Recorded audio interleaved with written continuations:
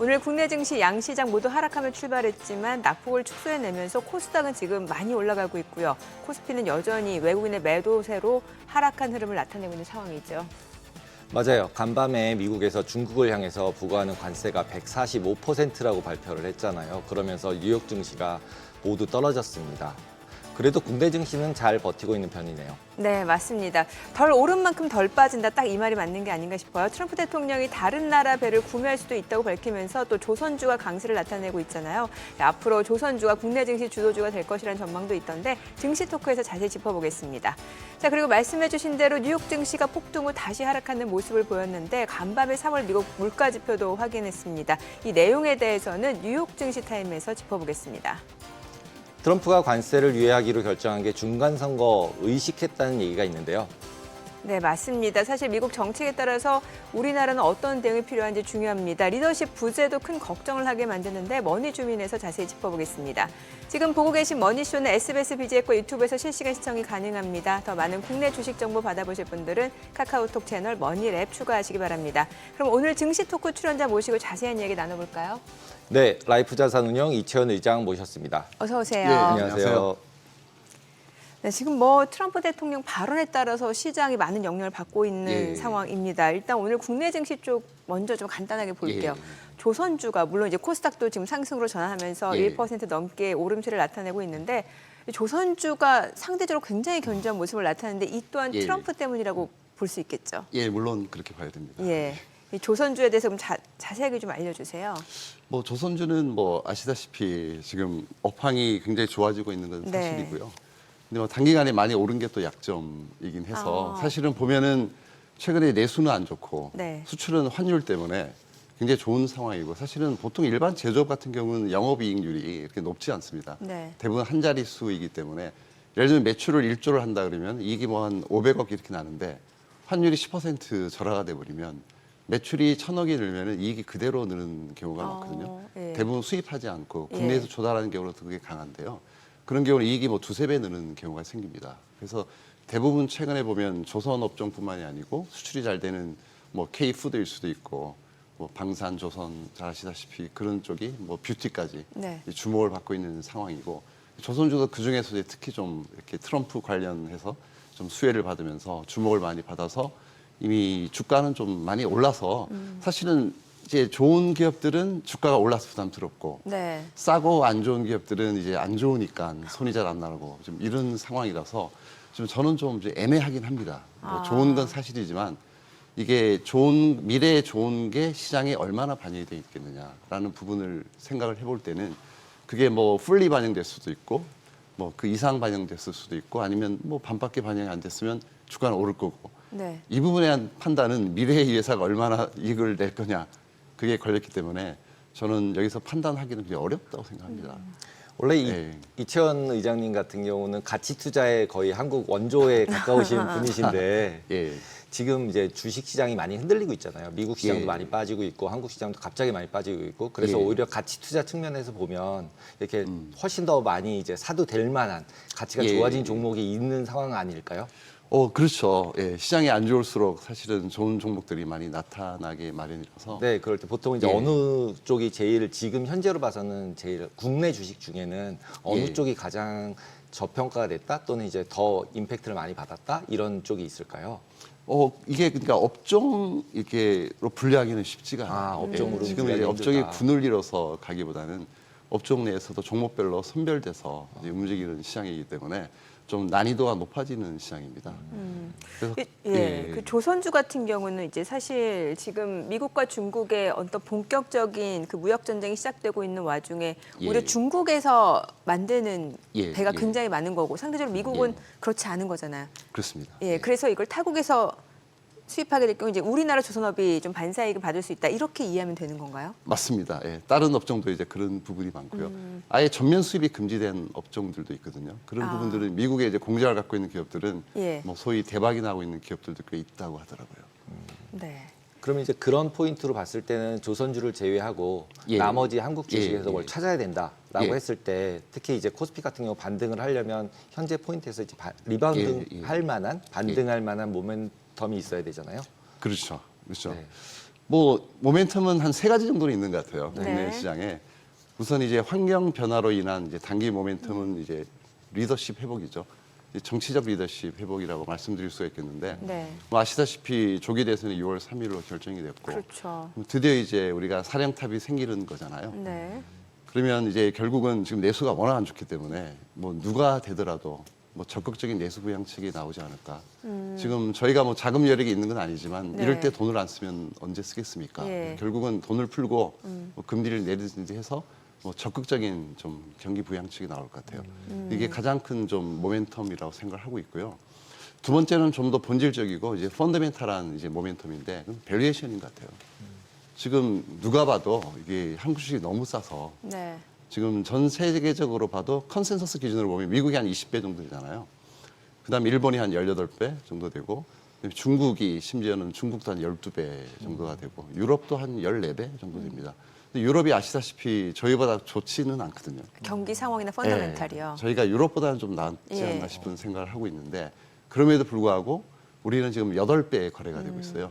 12개월 포워드 PR이. 네네네. 8배니까 거의 뭐 반값에 거래가 되고 있어서 너무 심한 지금 디스카운트를 받고 있기 때문에 주식이 싼 것만큼 가장 큰 호재도 없고 모멘텀도 없다라고 생각해요.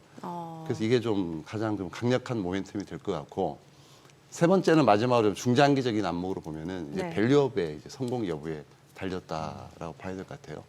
기업 가치 개선을 시키고 궁극적으로 이제 주주 가치 개선까지 갈 것이냐. 이제 정부가 이제 작년에 아젠다를 이제 던졌잖아요. 네. 근데 더 이상 뭐 당국이 한다고 될 일도 아니고 안 한다고 안 될 일도 아니고 이제 모든 시장 참여자가 힘을 모아서 이게 코리아 디스카운트를 없애는 것만이 중장기적으로 이제 그 어떤 좀 릴레이팅, 그러니까 이제 릴레이팅으로 보고 있어요. 그러니까 디커플링이라고도 얘기할 수가 있고, 그러니까 여타 이제 해외 시장이 좀 지지부진해도 네. 물론 전 세계가 패닉에 빠지면 우리도 못 견딥니다. 하지만 어느 정도 버티기만 해도 우리는 디커플링 할 수 있다. 그래서 코스닥은 이제 릴레이팅 될 수 있는 그런 모멘텀이 이제 이 중장기적인 밸류업 성공 여부에 달렸다고 볼 수 있습니다. 네. 그럼 결국은 밸류업 포인트에서 봤을 때는 대형주 쪽에 예. 몰려 있잖아요. 예. 그런 경우에 있어서는 그럼 전체적으로 그 포트폴리오를 다 가져가는 게 더 좋을지 아니면은 예. 좀 분산해서 가져가는 게 좋을지 어떤 편이 더 좋을 것 같으세요? 원래는 이제 다 먹겠다고 이제 생각하면 대형주를 먼저 했다가 점점 이제 중형주, 소형주로 이제 확산되는 거잖아요. 네네. 근데 대형주가 올라도 이제 오르는 것도 오릅니다. 가만히 있지는 않거든요. 조금씩 네. 올라가기 때문에 그 대형주, 중소형주 가리지 않고 네. 정말 밸류업을 할 수 있는 기업들에 주목을 해야 되는 거고. 근데 밸류업이라는 게 그냥 배당만 많이 한다고 밸류업은 아닙니다. 그렇죠. 근데 본질적으로 거버넌스가 좋아야 되고 그 기업이 어떤 독립적인 이사회를 운영하고 있느냐라든지 네네. 좀 정성적인 부분, 경영제 자질 이런 것도 봐야 되는 거고 그다음에 더 중요한 건 이제 비즈니스 모델인 거죠. 그 지속 성장 가능한 모델을 가지고 있는지 네. 중요한 건 돈을 버는 거지 그렇죠. 배당이 중요한 건 아니고 예. 배당보다는 이제 투자를 해서 돈을 더 많이 벌 수 있다면은 투자를 하는 게 맞거든요. 그래서 투자를 많이 해서 충분히 수익을 낸 뒤에 더 이상 투자할 게 없다. 그때 이제 뭐 자사주를 사느냐 배당을 해야 되느냐 그 고민을 이제 해야 된다고 생각합니다. 네, 그 기업의 지속 가능성 말씀 주셨으니까 저는 좀 이렇게 생각을 해보고 싶은 게 예. 우리나라 국내 증시가 그동안 저평가된 이유 또 소외됐던 이유 중에 하나가 한참 왜 미국에서 매그니피센트 세븐이라고 하는 기업들을 보면 엄청난 예. 성장성을 예. 좀 주가에 반영시키는 상황이었고 그렇습니다. 그리고 이제 설 연휴를 전후로 이제 중국에 딥시크가 등장하고 예. 그렇게 보면 우리나라 기업들 같은 경우는 어떤 앞으로 성장성, 그러니까 AI라고 볼 수 있겠죠. 예, 이런 예. 산업에서 이도 저도 아니다라는 평가가 많았잖아요. 그래서 투자자들한테 뭔가 좀 외면받고 이런 소외받는 형국이었다라고 하면 최근에 또 유럽 쪽에서는 보면은 독일 재정 준칙을 완화하면서까지 예. 경기 부양 의지가 있고 그런 측면에서 우리나라는 말씀해 주신 대로 사령탑이 없는 상황이니까 이런 정책에 대한 기대감도 예. 없고 예. 그럼 이게 앞으로는 좋아질 수 있다라고 볼 수 있는 거예요. 그 지금이 이제 최악이라고 최악, 생각하고 있습니다. 지금이. 예. 어, 모든 불확실성의 정점을 좀 찍은 게 아닌가. 예. 라는 생각을 하기 때문에 이제 좋아질 것만 남았지 않느냐 그래요. 이런 생각을 하고 있고 근데 이번 사이클은 좀 특이하죠. 네. 과거에 보면은 저희가 막 스마트폰도 쫓아갔고 네. 예? 뭐 반도체, 뭐 2차 전지, 배터리 다 쫓아갔잖아요. 예. 근데 AI는 이게 안 못 되는 쫓- 거예요. 예.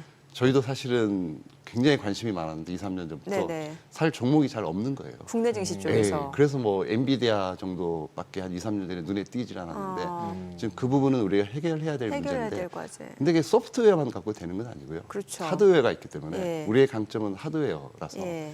AI와 접목된 자동화 부분의 하드웨어라든지 뭐 공장 자동화라든지 이런 쪽에 좀 저희가 대응을 할 수 있지 않을까라는 좀 희망을. 시간이 좀 걸릴 것 같은데요. 시간은 걸리겠죠. 결국 해내지 않을까요?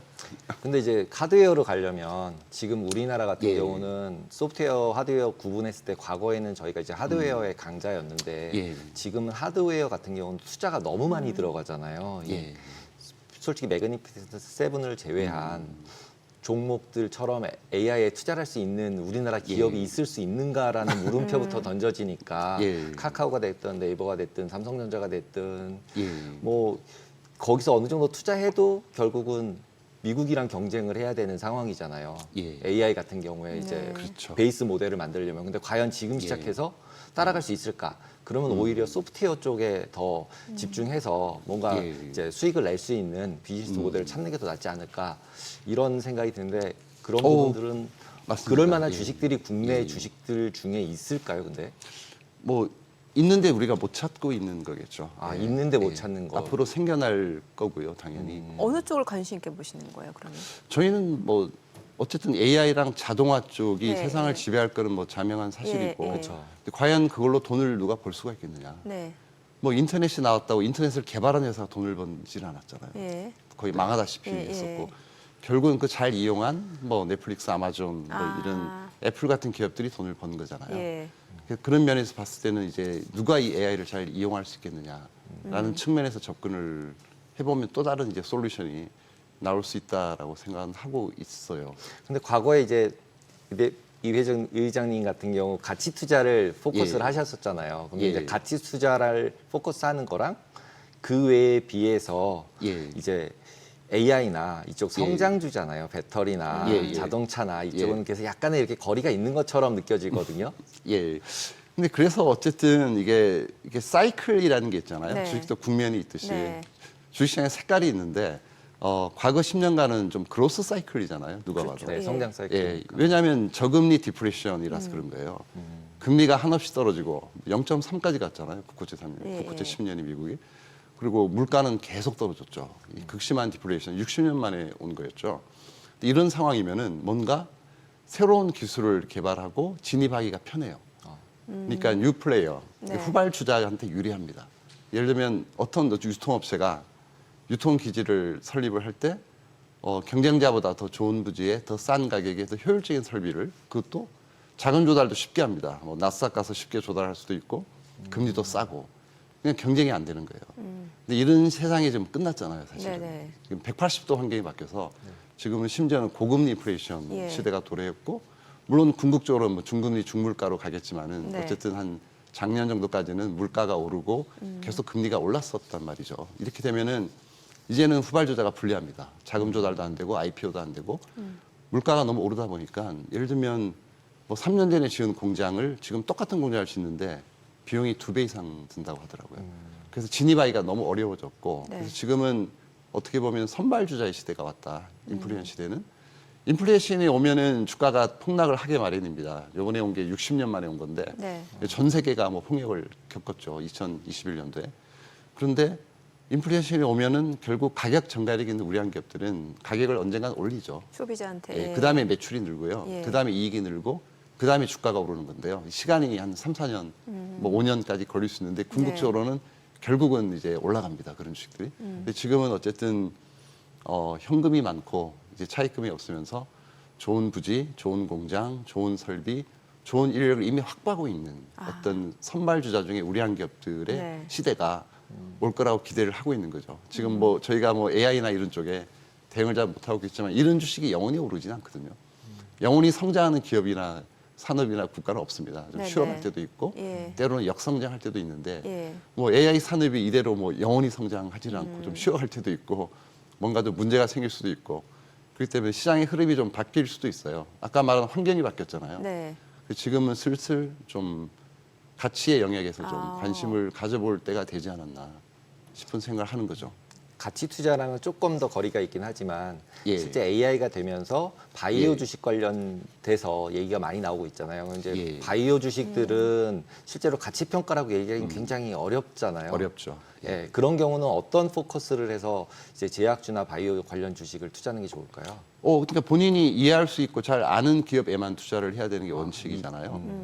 그래서 저희도 이제 고민을 해봐도 결국은 저희 능력으로는 정말 어려워요. 아무리 연구를 해도 결국은 이제 뭐 의대 교수님이나 오늘 환자, 약사 뭐 이런 분들, 임상하는 분들 이런 분들 통해서 좀 이렇게 공부를 하고 스터디를 해가지고 접근을 했는데도 그래도 많이 실패를 합니다. 그래서 쉬운 부분은 아닌데 이거를 잘 알 수만 있다면 이제 큰 수익이 날 거고. 그러니까 이 분야에 지식이 있는 분만 투자를 해야 되지 않을까 싶은 네. 생각이 들어요.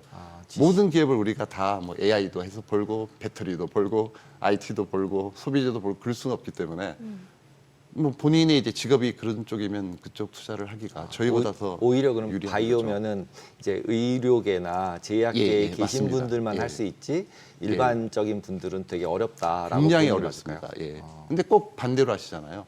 의사나 약사분들이 IT를 사시고 아 그렇죠. 예. 네 맞습니다. 삼성전자에 근무하시는 분이 꼭 바이오를 사시고 이러니까 이게 남의 떡이 더 커 보여서 그런 건가요? 그런 건가 봐요. 그래서 항상 성과가 썩 좋지는 않더라고요. 자기가 잘 아는 분야에만 투자를 해야 되는 거죠. 예. 워렌 버핏도 제일 존경하는 사람이 사실 빌 게이츠라고 얘기를 아, 했었잖아요. 네네네.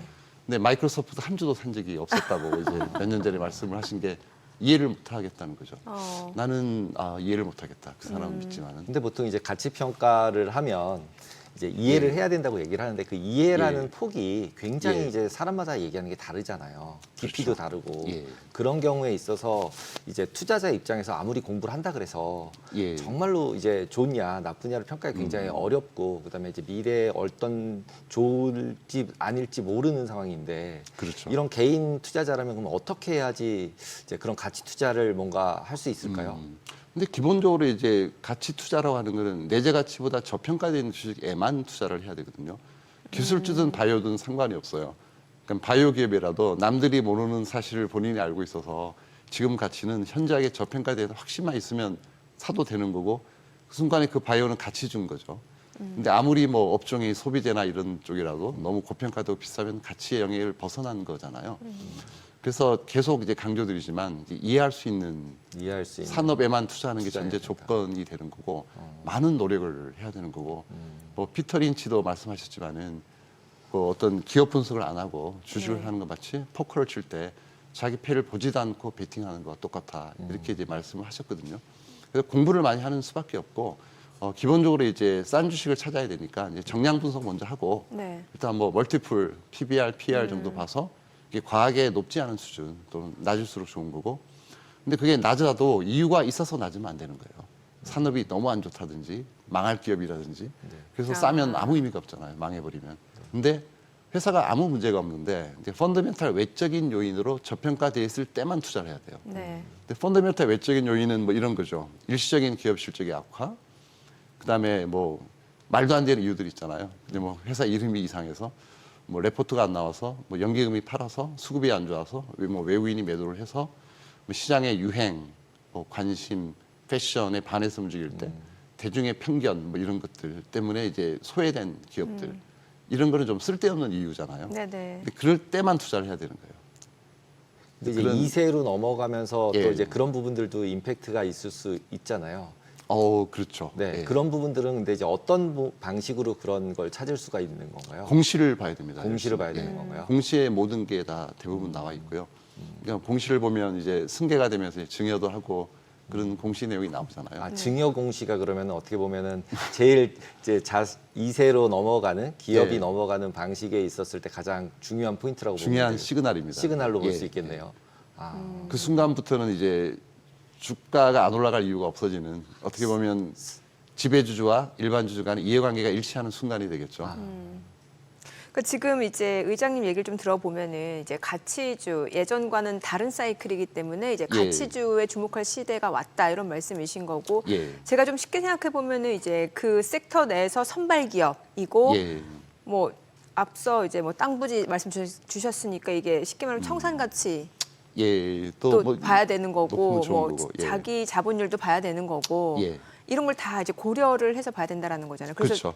저는 좀 단도직입적으로 여쭤보고 싶은 게 제가 의장님 한 15년 전에 만나뵀을 때 그때 동서라는 기업을 아, 예. 말씀을 주셨던 기억이 나는데 예. 동서는 흔히 말하는 그 커피 믹스 그렇죠. 맞죠? 예, 예, 예. 맞습니다. 그럼 지금 생각하는 가치주는 어떤 쪽인지 좀 궁금해져요. 지금 그러니까 저희가 뭐 미공개 정보 방지법 때문에 네. 이 특정 종목은 이제 네, 말씀드리기 예. 어렵지만은 그 특성 같은 거를 말씀을 특성. 드리면 그럼 저희가 그 특성을 약간 스무고개식으로 찾아야 되는 거잖아요, 지금. 그렇죠. 예, 예. 예. 말씀을 좀 주세요. 일단 거버넌스 좋아야 되고 거버넌스 좋아야 최소한 변할 의지가 있어야 되고 예. 그러니까 일단은 제일 중요한 건 이해관계가 일치해야 돼요. 이해관계. 우리랑 그들 그러니까 대주주와 일반 투자자가 예. 이해관계가 왜 일치해야 되냐면 우리는 주가가 오르길 원하잖아요. 네. 배당도 많이 주면 좋고 그렇죠. 근데 원하지 않는 분들이 계시잖아요. 가끔 이제 뭐 예. 증여나 뭐 상속의 그렇죠. 이슈 예. 때문에 예. 가끔가다 제가 이제 뭐 기업 탐방을 가다 보면 이제 회장님을 이제 뵙게 되면 주식이 너무 싼데 조금만 바꾸시면 주가 크게 오를 것 같은데 어떻게 생각하십니까? 회장님이 뭐라고 말씀하시지 아세요? 뭐라고요? 애가 아직 어려서 그렇죠. 예. 그러니까 증여를 예. 염두에 두고 있는 거죠. 오르면 안 되는 거죠. 안 되는 거죠. 예. 그냥 굳이 누르진 않더라도 올릴 이유가 없고 회사를 알리려고 하지 않고 안 만나요. 내용을 얘기를 안 합니다. 예, 좋은 거를. 예. 기업 탐방이 안 되고 커뮤니케이션이 안 되고 그 예전에 어떤 기업은 20년 전이긴 하지만은 제가 자꾸 전화하니까 네. 자꾸 귀찮게 전화하시면 배당 안 할 겁니다 이러는 거. 예, 싫어합니다. 그 거의 협박 아니에요? 예. 근데 그런 기업은 뭐 요즘은 뭐 있을 수가 없겠지만은 예, 예. 근데 그렇게까지 이제 주가가 오르는 걸 원하지 않는 거죠. 이제 승계가 돼버리는 그런 이유가 없어지니까. 그렇죠. 그래서 이제 거버넌스가 중요한 거고 이게 방향성이 같아야 돼요. 네. 우리랑 주가가 오르기를 서로 원해야 되는 거고 그런 기업에만 투자해야 되는 거고 그런 시그널들을 우리가 좀 확인을 할 수가 있는 거고요. 회사가 예를 들면 뭐 커뮤니케이션을 활발히 하고 IR, PR도 열심히 하면 주가를 올리겠다는 의지가 있는 거고 그거를 전혀 안 하고 만나주지도 않고 이러면 사실 투자하면 안 되는 거고 그래서 제가 밸류 트랩에 빠졌었던 적이 있었어요. 밸류 트랩. 밸류 트랩. 아. 2018, 19, 20년 3년이 네. 굉장히 힘들었는데 네. 그때 싸다고 샀더니 예. 10년이 지나니까 더 싸져 있어요. 그러면 쌀만한 이유가 있었던 거네요. 네. 그거는. 회사는 더 좋아졌어요, 사실은. 아. 뭐 현금이 그때도 5천억 있었는데 10년 지나니까 현금이 8천억으로 늘었더라고요. 근데 주가는 더 떨어졌어요. 주가는 그대로예요. 떨어지지 않았는데 그대로 있었는데 이게 밸류 트랩에 빠진 가치 함정에 빠진 거거든요. 그러니까 단순히 싸다고만 사면 안 되는 거예요. 기업이 거버넌스 좋고 변할 의지가 있고 이해관계가 일치하는 기업에 투자해야 되는데 이 기업은 주가가 오르길 원하지 않았던 거예요. 그러네요. 예. 전혀 회사를 알리지 않고 탐방도 안 받고 이러고 있으니까 아무도 투자를 안 하고 레포트도 한 번도 남은 적이 없고 와. 커버가 안 되니까. 예. 알겠습니다. 자, 그럼 지금 시각 3시 22분 지나가는데 오늘 마감 호가 상황 좀 체크해보고 다시 돌아오겠습니다. 먼저 코스피부터 좀 볼게요. 오늘 0.6% 하락 마감 예상되고요. 예상 7일지수 2,428포인트. 코스닥은 2% 강세 마감 예상됩니다. 지금 호가 상황으로 봤을 때는 696선에서 마감될 걸로 보여지고요. 시가총액 상위 종목 예상가 보겠습니다. 삼성전자입니다. 오늘 2.6% 하락 예상되고요. 종가 54,900원에 형성될 걸로 보여집니다. SK하이닉스도 3% 하락 마감 예상되고요. 지금 예상가 177만 7천 원. LG에너지솔루션이 3% 하락 마감 예상됩니다. 종가 33만 9천 원에 집계될 걸로 보여지고요. 삼성 바이오로직스는 3% 강세가 예상됩니다. 예상가 105만 3천 원이죠. 삼성전자 우선주 2% 하락 마감 예상되고요. 현대차 오늘 좀 많이 떨어지네요. 지금 5% 하락이 예상됩니다. 종가 17만 7,500원에 형성될 걸로 보여지고요. 하나 에어로스페이스는 5% 강세 마감 예상됩니다. 지금 호가 78만 원. 셀트리온 1.6% 하락 마감 예상되고요. 예상가 16만 1,500원. 기아도 오늘 좀 많이 떨어졌네요. 지금 8% 하락 예상됩니다. 종가 8만 1,100원에 형성될 걸로 보여집니다. HD현대중공업 5.4% 강세 마감 예상되고요. 지금 보시다시피 조선주들이 워낙 흐름이 좋다 보니까 HD현대중공업 어느덧 시가총액 10위까지 올라온 상황이죠. 오늘 마감가는 34만 1,500원에 형성될 걸로 보여집니다. 코스닥 시가총액 상위 종목 예상가 보겠습니다. 알테오젠 오늘 2.7% 상승 예상됩니다. 사실 5년장만 하더라도 좀 하락 출발했었는데 이내도 매수세가 유입되면서 상승 반전에 성공한 상황이고요. 오늘 예상가 37만 7천 원이고 에코프로비엠은 0.68% 하락 예상됩니다. 마감가는 10만 2,800원에 형성될 걸로 보여집니다. HLB가 0.3% 상승 마감 예상되고요. 지금 호가 5만 2,800원, 에코프로 1.7% 하락 예상됩니다. 그리고 레인보우 로보틱스가 오늘 굉장히 좋은 흐름을 나타냈네요. 7% 강세 마감 예상됩니다. 지금 호가는 27만 7,500원. 휴젤 볼게요. 오늘 상승 마감 예상됩니다. 지금 호가는 33만 6천원, 클래시스가 3.7% 강세가 예상되고요. 종가는 6만 1,600원에 형성될 걸로 보여집니다. 리가캠바이오도 8% 강세 마감 예상되고요.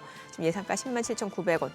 펩트론 비만 치료제 관련 이슈로 한참 이제 주가 급등락이 있던 종목인데 오늘 상한가 마감 예상되네요. 지금 16만 4,700원, 시가총액 9위까지 올라온 상황이고요. 파마리서치도 4.5% 강세 마감 예상됩니다. 예상가는 36만 4,500원이죠. 자, 이제 마감까지 한 4분여가량 남았는데요. 와, 오늘 보니까 코스닥 선전은 제약바이오 쪽 때문에 그러네요. 네, 살아나네요. 네, 그러니까요. 네. 근데 사실 트럼프가 아직 제약바이오 쪽에서 관세 얘기 아직 안 한 것 같은데. 그래도 제약바이오 쪽 같은 경우는 관세 부분에 대해서 아직 물음표지 확정은 안 된 상황으로 알고 있거든요. 어떻게 그렇죠. 돼 있는 예. 상황인가요, 지금? 그렇죠. 아직 확정은 안 되는 거죠. 품목별 관세에서 지금은 아직- 빠져 있. 예. 네. 그래도 결국에는 지금 트럼프의 관세 정책은 이제 시작이다라고 놓고 봤을 때는 언젠가는 또 이게 나올 수도 있으면 그때 또 주가가 출렁일 수 있지 않을까 싶은데요. 근데 이제 직접 파는 게 거의 없잖아요. 미국. 라이센싱 아웃하고 예. 판권을 넘기는 거라서 예. 미국에서 파는 거니까 그들이 예. 피만 받는 거죠. 그러니까 그런 면에서는 우리가 직수출하는 기업은 많지 않습니다. 그럼 오히려 진짜 관세에서 약간 조금 영향을 덜 받을 수 있는 그렇죠. 섹터네요. 거의 벗어나 있는 부분이고 음. 지금 또 바이오 기업들이 지금 가시화되고 있는 기업들이 많이 늘고 있잖아요. 네네. 실제로 예. 돈을 버는 기업이 드디어 나오는 네. 그렇죠. 처음이죠. 예. 예. 그러면 코스피보다 코스닥이 더 나은 건가요? 코스닥에 바이오 주식이 너무 많으니까 이게 둘 다 비슷하지 않겠습니까? 비슷하네요. 둘 다 뭐 많이 빠져서 많이 빠져서. 예, 둘 다 많이 빠졌습니다. 아니 오늘 보니까 한화 에어로스페이스 사실 이제 방산주들도 최근에 보면 조선주 못지않게 주목을 받았는데 예. 방산 쪽은 뭐 가치주 관점에서 봤을 때 어떤 섹터라고 보세요?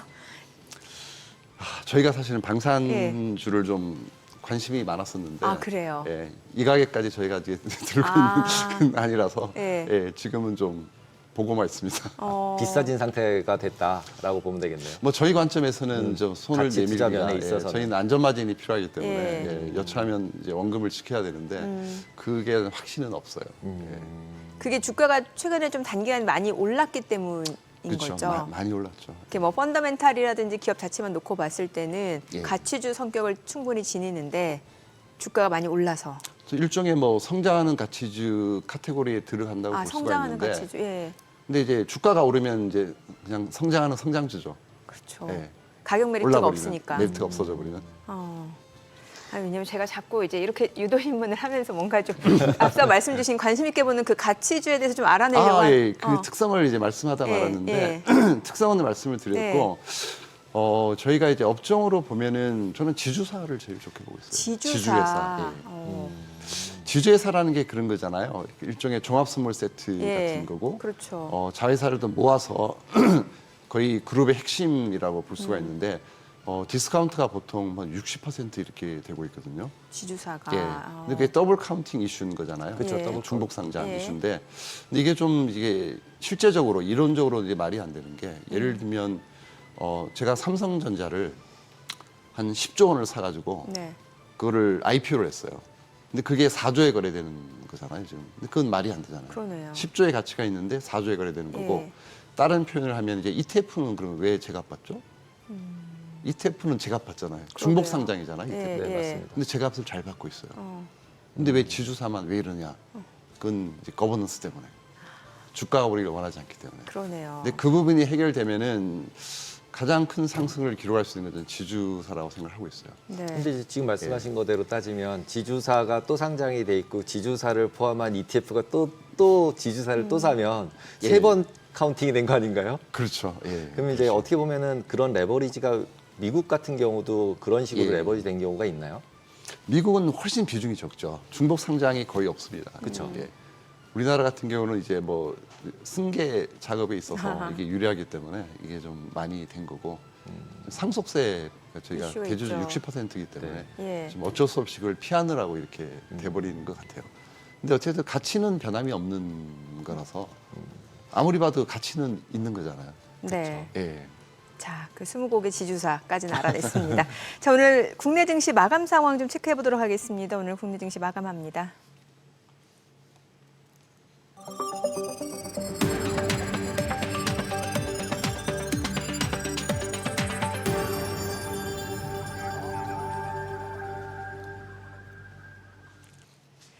4월 11일 금요일 국내 증시 마감했습니다.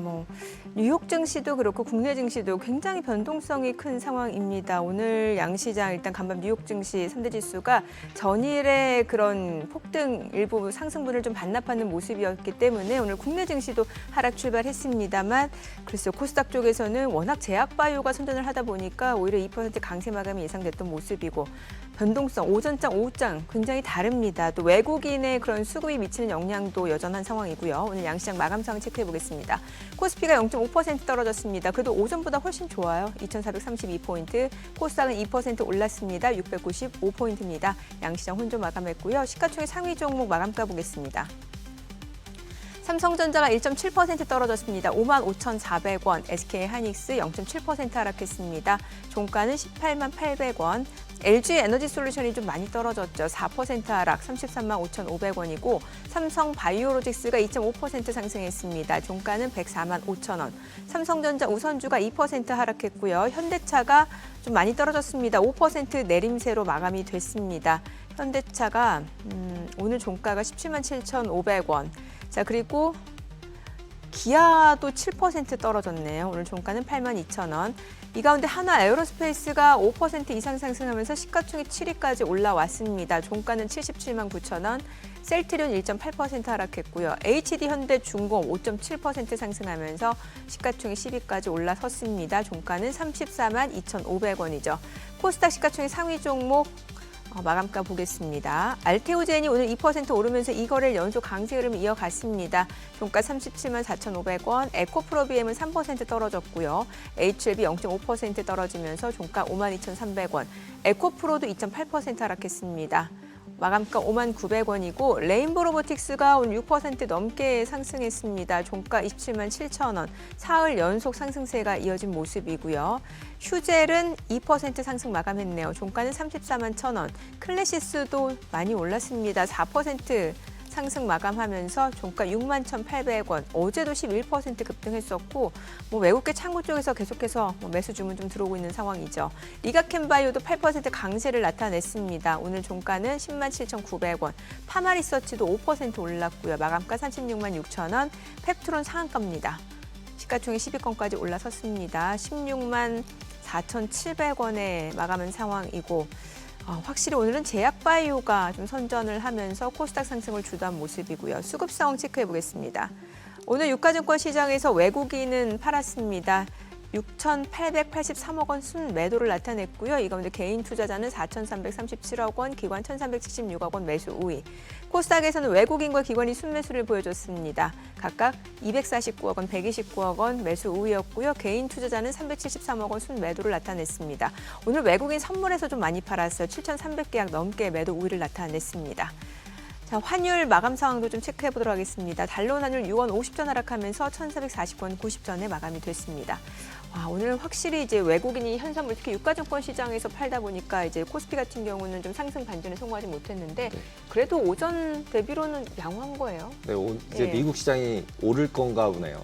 오히려 우리나라 시장이 리바운드를 하면 오르고 우리나라 시장이 그렇죠. 좀 내리면 오히려 내리는 경향들이 많이 있더라고요. 그래서 관세 영향이나 이런 부분들도 또 이제 어떻게 반영이 될지 참 어렵네요. 하루는 오르고 하루는 내리고. 예, 어렵습니다. 네. 보통 저희가 이제 개인 투자자 입장에서 보면 지금 가치 투자 쭉 얘기를 해주셨잖아요. 그래서 그런 가치 투자를 했을 때 찾기가 솔직히 어렵잖아요. 그리고 예전에는 액티브 매니저들에게 이렇게 투자도 하고 이랬었는데 요즘 다 ETF 개인이 직접 투자를 하는 상황인데 그러면은 개인 투자가가 매니저라고 생각할 수 있잖아요. 그러면은 이제 의장님 같은 경우도 오래 하셨으니까 그럼 매니저들한테 이런 건 하지 마 아니면 이런 거는 골라봐 이런 가이드를 주실 때가 이제 많이 있으실 것 같은데 개인 투자자들한테 이건 절대 하지 마 이런 거가 딱 있으신가요? 저희가 한창 때 보면 펀드 매니저가 한 15명 정도였고 1년에 기업 탐방을 1,645회가 기록이었거든요. 1,645회를 기업 탐방을 15명이 연간 다녔는데 그렇게 다녀도 이제 수익이 잘 안 나거든요. 근데 개인분들이 이제 한계라는 게 있잖아요. 그래서 커버할 수 있는 정보를 너무 많이 늘리는 건 아닌 것 같아요. 제 생각에는 10종목 이상은 인간의 한계인 것 같아요. 1인당 커버할 수 있는 게. 내가 이 10종목만은 누구보다도 잘 알아. 할 수 있는 자신감 있게 가지고 가려면 10종목 이내에 네. 관심을 가져야 되고 본인이 잘 아는 종목만 해야 되고 모르는 건 그냥 하면 안 되는 거고요. 근데 맨날 사이클이 바뀌는데 내가 관심 있는 종목이 맨날 여기 바닥에 기어 있고 거래도 잘 안 되고 이런 예. 상태가 되면 끝까지 아무것도 하지 말아야 되나요? 그래서 이제 모멘텀 투자를 할 거면 계속 바꿔야 되는 게 맞고요. 그렇죠. 예, 시장의 패러다임이 바뀌면 초기에 진입해서 이제 꺾이면 파는 게 이제 모멘텀 투자인 거잖아요. 그럼 딱 꺾였는지를 초기에 좀 파악할 수 있는 뭔가 이렇게 인디케이터나 아니면 그런 딱 소스가 있을까요? 제일 핫할 때가 상투인 거잖아요. 아, 핫할 그러니까 때가 상투다. 미치도록 주식을 사고 싶을 때가 피크고 네. 너무나 두려워서 모든 주식을 다 내던져 버리고 싶을 때가 바닥인 거예요. 지금 바닥인가요, 그러면? 내던지고 싶으신가요? 내던지고 싶은 사람이 그렇게 많지는 않은 것 많지는 같아요. 않은가요? 예, 왜냐하면은 던지고 싶어도 못 던지고 일단은 물려서. 예, 그런 경우도 많고 이게 또 좀 기대감에 있는 뭔가 예. 저가 매수를 좀 하시는 분들도 있단 말이죠. 그래서 예. 거래량이 엄청 급증하잖아요, 최근에. 그렇죠. 사실은 그 주식이 바닥에 가면은 예. 그 바닥에서 주식을 살 때는 깊은 바닷물 속에 뛰어드는 것보다 더 심한 공포를 느낀대요. 정말 겁이 나서 못 산대요. 네, 뭐 네. 10주는 살 수 있겠지만은 네. 의미 있는 수량을 그렇죠. 베팅을 하면서 사기에는 정말 힘들어요. 그래서 항상 본인한테 물어봐야 돼요. 내가 못 사는 날이 바닥이다. 못 사는 날이 네, 바닥이다. 겁나서 못 사는 날이 바닥이다. 그리고 그럼 역설적으로 지금은 아니란 소리네요.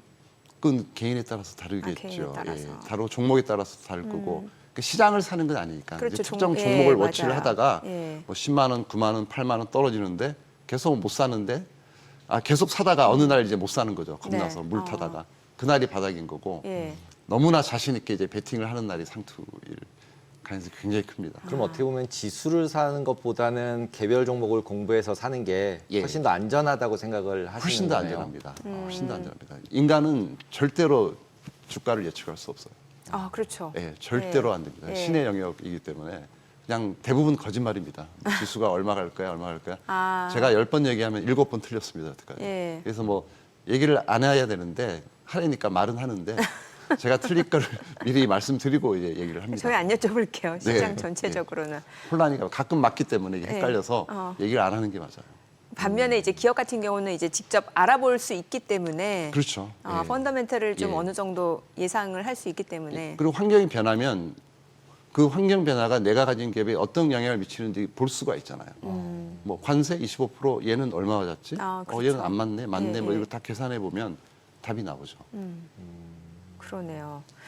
여쭤보고 싶은 게 지금 보니까 우리 증시 같은 경우 이제 지금 혼조로 마감했습니다만 지금 중국도 괜찮고 근데 일본은 예. 두드러 맞고 있고 예. 지금 일본이 트럼프하고 지금 계속해서 협상 중인 거잖아요. 근데 예. 방위비 가지고 또 투집 잡고 있잖아요. 지금 트럼프가. 그렇게 해서 지금 문매를 맞는 건지 아니면은 뭐 다른 이슈가 있는 건지도 좀 궁금해요. 이건 또 본질적인 거 아닐까요? 본질적인 거. 예, 제가 작년에 뭐 이제 비상계엄 터지고 네. 탄핵 너무 우울해가지고 고민하다가 예. 다시 정신을 차리고 보니까 예.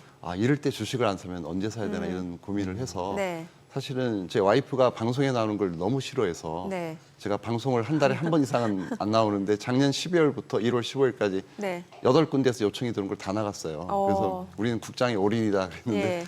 그 연초에 좀 오르다가 다시 떨어져서 예, 좀 속이 예. 상한데 어쨌든 지금 미국이나 일본은 경기 정점을 찍었잖아요.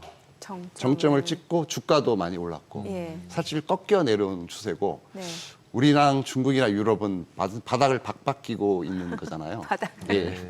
그래서 뭐 기왕 투자할 거면 잃을 것 없는 시장에 투자하자라는 아. 생각을 하고 있었는데 결국은 그런 게 좀 반영돼서 훨씬 덜 빠지잖아요. 예, 한국이나 맞아요. 중국 여타 국가들이 미국이나 일본에 비해서는. 그래서 이게 좀 추세적인 거라고 좀 볼 수 있을 것 같아요. 상대적으로 훨씬 나을 것 같아요. 이쪽이. 그럼 지금도 예. 그 추세가 시작 부분 근처지 중간이나 위쪽은 확실히 예, 아니다. 예, 그렇게 보고 있습니다. 저희는. 그럼 포트폴리오를 구성할 때도 오히려 일본이나 미국 예. 쪽보다는 예. 유럽이나 중국이나 한국, 한국, 쪽에다가 예, 예. 더 비중을 더 실어주는 게 훨씬 예. 더 안전할 것이다. 예. 라고 근데 여태까지 그러니까 미국이나 일본에 투자한 분은 너무 잘하는 거죠. 너무 많이 너무 먹었으니까. 박수를 치고 싶을 정도로 저희는 못했거든요. 너무 잘하셨는데 이제는 조금 이렇게 좀 분할해서 좀 포트폴리오를 좀 재조정할 때가 되지 않았나. 환에서도 먹고 주식도 먹었잖아요. 예. 그렇죠. 너무나 잘하신 네. 건데. 그동안은. 예, 잘했는데 이제는 조금 조심해야 된다. 조심해야 된다. 계속 좋을 수는 없어요. 이 세상에 네. 어떤 주식도. 그러네요. 유럽 같은 경우는 사실 또 한참 그 뭔가 경기 부양 재정 정책에 대한 기대감 때문에도 많이 올랐잖아요. 예, 또 예. 싼 메리트도 있었고. 예. 그러다가 최근에 이제 한 3월부터 조금 조정을 받는 모습인데 예. 그럼에도 그렇긴 불구하고 하죠. 여전히 매력적인 상황인 건가요? 뭐 미국, 일본보다는 나을 수는 있는데 저는 그래도 한국이 더 낫지 않을까. 하긴 연초에 유럽은 많이 예. 올랐을 때 우리는 오르지도 못했고 예. 그래서 한국이 한국이 매력적이다. 제일 나은 것 같아요. 상대적으로는 올해는 한국이 제일 낫다. 예. 모멘텀도 저희가 더 많은 것 모멘텀이 같고 더 좋고. 생각보다 나쁘지 않아요. 한국이 기업 실적이 최악인 게 재작년이었잖아요. 예. 한 120조밖에 이익이 안 났어요. 예. 근데 작년에 170조로 돌아섰고 네. 전 세계에서 아마 두 번째로 이익 증가율이 높았을 거예요, 작년에. 외국인 입장에서 보면 환율도 싸니까 환율도 싸고. 싸니까 예. 더 좋을 수도 예. 있겠네요. 올해 컨센서스는 물론 뭐 230조 그러는데 저희가 계산을 해봐도 200조 원 이상 나올 것 같거든요. 대충 계산을 해보면. 나쁘지 않아요. 실적도 괜찮고 또 수급이 또 너무 좋잖아요. 한국이. 지금 아무도 안 들고 있잖아요. 한국 네. 주식을. 예. 예. 거의 뭐 기관이든 개인이든 다 버리고 이제 미국으로 갔기 때문에 수급이 굉장히 비어 있어요. 그래서 호가가 굉장히 얇습니다. 그러네요. 주식이 잘 안 사져요. 대형주도. 예.